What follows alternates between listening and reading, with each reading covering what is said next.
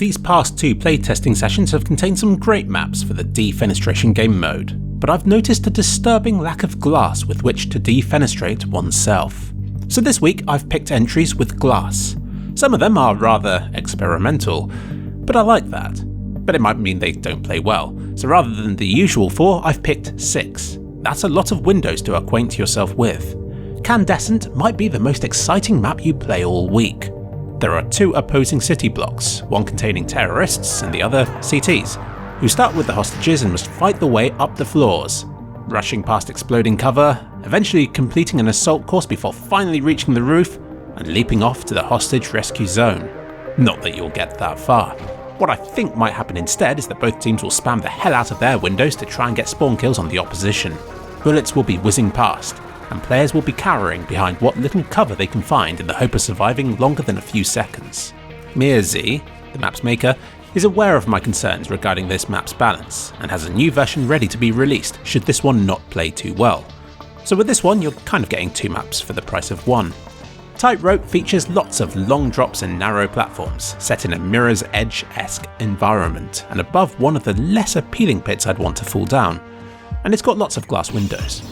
The CTs must embark on a terrifying train journey to reach the hostage rescue zone.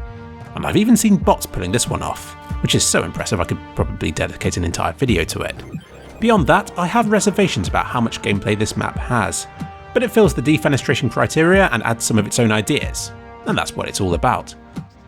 Term has a brilliant concept. Both teams start in locked rooms until a hostage is rescued, then they must rush down the platforms and tunnels to the bottom, where only a glass window separates the CTs from the hostage rescue.